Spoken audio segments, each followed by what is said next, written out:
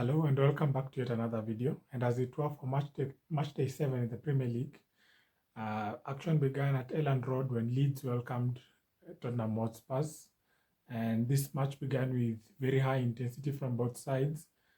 Leeds United bringing that which you exactly expected from them, especially this season after they've come back from the Championship. They brought the fire. The willingness to run, the willingness to go for every loose ball, and they brought on problems as well. So in the first half, they went 1-1 into the break, and coming out into the second half, Tottenham got a hold of things in the match, and you could see them try to progress their kind of play, trying to hold out their system. For Leeds were playing a very high intensity man-to-man game, and finally, Tottenham scored through Mohamed Kudus, who had also been going through a tough spell in front of goal for him. And this goal won the match for Tottenham Hotspurs and put them back to winning ways, especially after getting two back-to-back draws at Brighton and at Wolverhampton Wanderers, which was, something that was bringing some sort of decline to a splendid start to the season that they'd had. So going into the international break, they have maximum points, which brings them third on the log, and they'll be happy with it. Thomas Frank was speaking about being very emotional with the win that he's got, especially after having a very good start to the season and then experiencing a little bit of a downside, not winning enough in like 3 or 4 matches, which is normal for every other manager. But yeah, it is good to see them getting back to where they want to be. After that match, we went to Manchester, where Manchester United welcomed Sunderland to the Old Trafford. And Manchester United began that match with a lot of vigor, a lot of strength, a lot of intent to go and score, and they did. They scored twice in the first half and continued to bring the attack to Sunderland, which, said a lot about the team spirit at that particular moment, because during the whole season, this is the match that we've seen Manchester United play with a lot of dominance in it, with a lot of attempts that were screaming for goals and keeping the opponents on the ropes.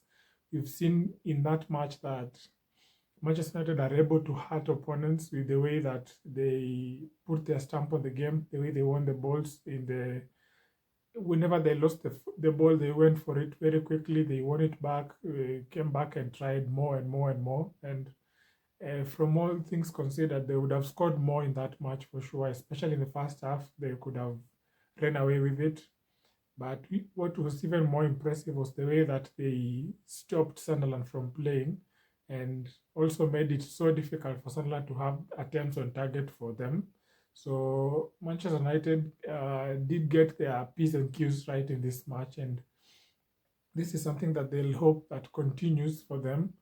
And it is such a shame that they have this kind of momentum cut short, especially with the international break that has come up. So hopefully they hope that their players will be able to pick up this kind of momentum when they come back from the international break, exactly where they left it off.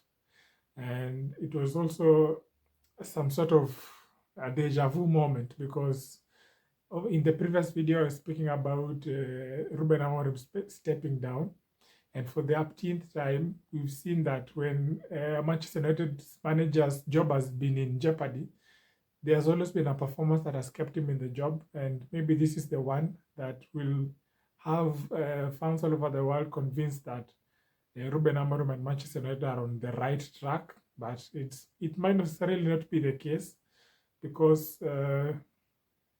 with all due respect, Sunderland have been having a great season, and I expect them to stay in the Premier League.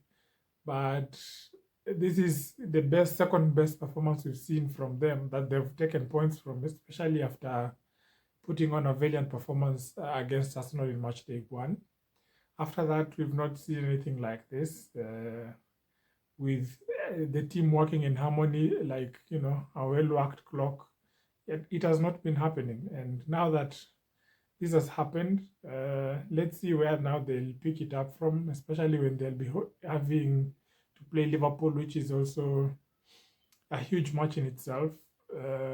I doubt that they'll have that kind of control that they did in the Sunderland match, but we'll see if they'll have what it takes to take a point or all three from the match.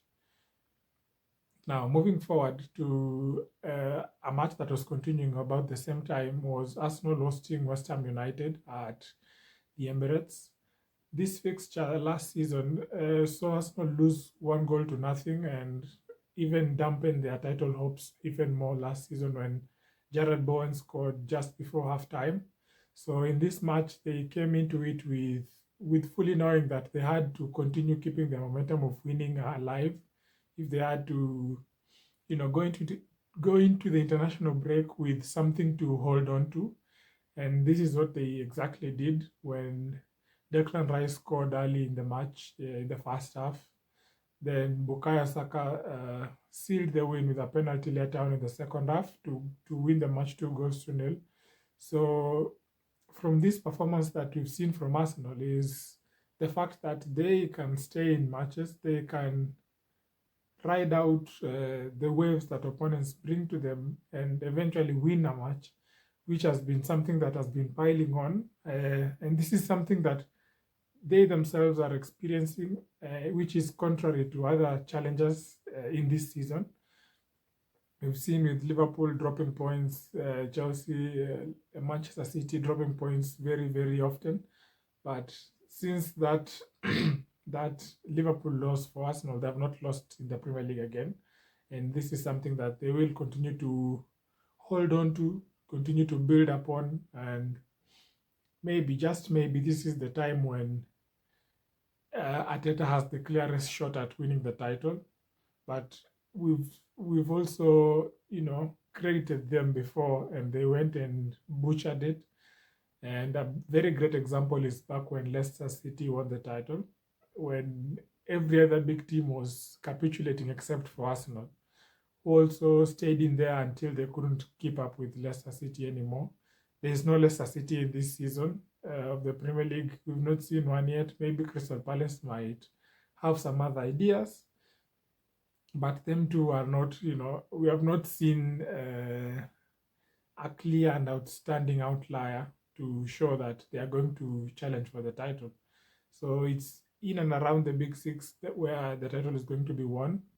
And Arteta and Arsenal will be looking at this and licking their lips, the fact that most of their competitors are losing points and are not in the right shape of winning matches, so to speak. But this is also something that it has happened before, and Arsenal have, relinquished the lead. They'll be hoping not to do that this time. But another dust in the eye of that performance is the fact that their captain Martin Odegaard suffered knee ligament injury in that match, and will be sidelined and will not also go to the international break. This is sad to see because Martin has been, that catalyst that they've needed in the attack more times than not this season, especially when he's playing. They've had very huge chances of winning the football match. But now that it's a matter of whether he stays fit or not. And these are they're not moments that you can predict that happen. But again, they've happened. So how do they get out of that slump with their talismanic captain missing in terms of chances created? This is going to be a role that Bukayo Saka or Eberechi is going to pick up, and let's see how that affects the team going forward. Because for him also, for Martin, that is, also wanting to be involved in the match more often than not helps the team. And when he's injured now, it also affects a player mentally that I can't really perform at my very best even when I come back for the first 2 or 3 matches. And these 1, 2, or 3 matches might be those ones that are really critical in defining the title race. So Arsenal will be looking forward to continuing in the same path that they are in, and looking forward to the next match that followed was Chelsea welcoming Liverpool to the Stamford Bridge. This is as a ground that has been a bit of a Jekyll and Hyde for Liverpool, especially after going on a run of 7 unbeaten matches against Chelsea dating back to 2020. They had lost their match against Chelsea last season, but they had won the title at that period. So it was a match that they could afford to lose, but they came into this one hoping to win and turn their tides around, especially after losing 2 matches on the bounce. And Chelsea had also done that to themselves when they won at the same ground against Benfica in the Champions League to turn around a 3-match winless streak. So Chelsea began the match, the hungrier ones, so to speak. They were putting exactly the kind of pressure that you'd want to see a team put to an opponent. They established their home advantage quite quickly, went for the loose balls quite quickly. They closed down spaces for Liverpool to play in. They harassed the Liverpool defense very well, especially with Garnacho and Neto on both wings, hurrying the play to be taken quickly. So Liverpool resorted to having to play long balls, but most of the time they relinquished possession to Chelsea, who did not take much time to hurt Liverpool with the same when Moses Caicedo scored a banger from outside the box to make it 1-0. So they went into halftime a goal up, and when they came out for the second half, it was still more of the same, with Chelsea controlling the outcomes in the match, more possession, more attempts, and you could see that Liverpool are struggling in the defense in their final third, trying to create chances because they were not working Robert Sanchez as much as they should with the quality that they have. And even when they did break into their defensive third, into Chelsea's defensive third, they ended up, scouring chances, just, misfiring, not hitting the target, that is. And this was a bit of a let-off for Chelsea, who went ahead to continue believing that they could get something from the match. And when they did, they stayed together. However, Liverpool also got into the match for a bit of a spell, especially within the first 10 to 15 minutes in the second half. And they got the reply for being resilient. They got 1 goal back through Cody Gakpo. And this was also after Liverpool had continually wasted chances in front of the Chelsea goal. But it was again a game that was going to be decided at the death. So with 7 minutes of added time on there, at the 3rd minute of added time, Liverpool got their own chance through Curtis Jones, who put the ball over the bar, and you could sense that now Chelsea's tails were up and they were coming for the win, especially having made a brilliant front three substitution to continue keeping the pressure onto the Liverpool defense when they brought in Estevao, Jamie Bino Gittens, and Mark Guiu.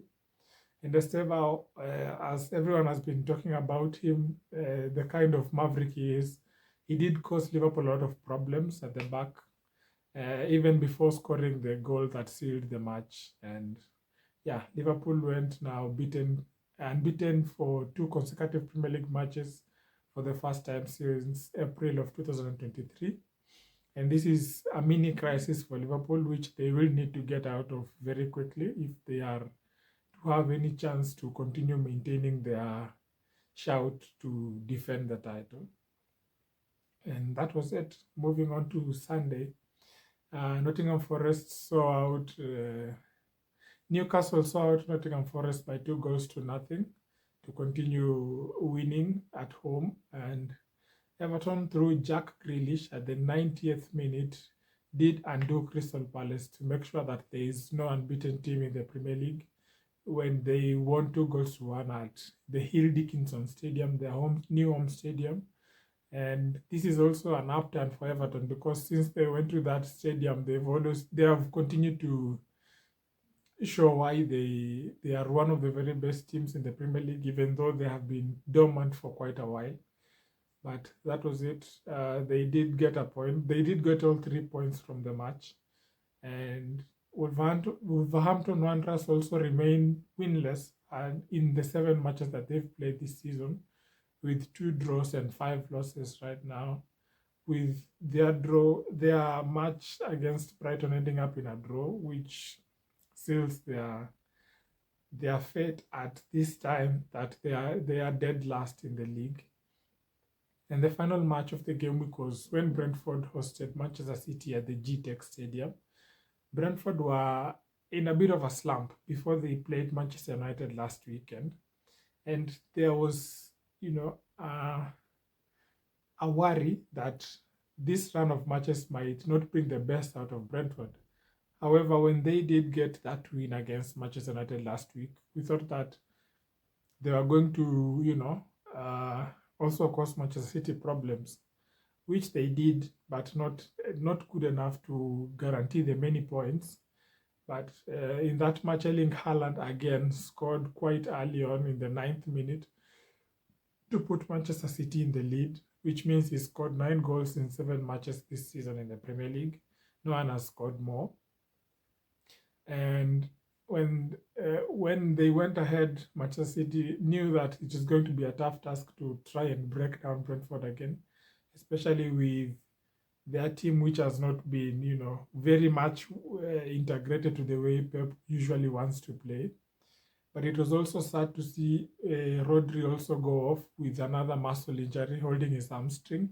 He couldn't finish the match, and this is something that is going to worry Pep, especially with the international break coming up, and now after that going back into the Champions League, he's going to need all men to on board to play football matches. But this has been the story of the season for Manchester City, who now are trying to get out of the slump that they have been in, especially now that they did grind to get that win, which means that they have gone 7 matches unbeaten in the Premier League in all competitions since they lost back in August. So they'll continue to take the positives as much as there's negatives in the way the season is panning out for them. And now they'll continue to be on the ascent. And now a match that I forgot to tell you about is the Friday night kickoff, which was Bournemouth hosting Fulham at the Vitality Stadium, where Antoine Semenyo was man of the match with 2 goals and an assist in that match, which was stunning to see, especially for a player like him who has been on the ascendance for quite a while now, especially after moving from the lower leagues in the English tier. Now he's, you can say, a Premier League player who wants to show exactly why he is in the league. He's now got 6 goals in 9 matches, which is only second to Erling Haaland. And this is a fun thing to see, that Antoine Semenyo is commanding his place in the Premier League, that people should take note of him, that he is here now. And this was the story of the game week. If you enjoy this kind of content, please make sure you leave a like, subscribe, and turn on post notifications so that you get notified whenever I upload. And I'll see you in the next video after the international break.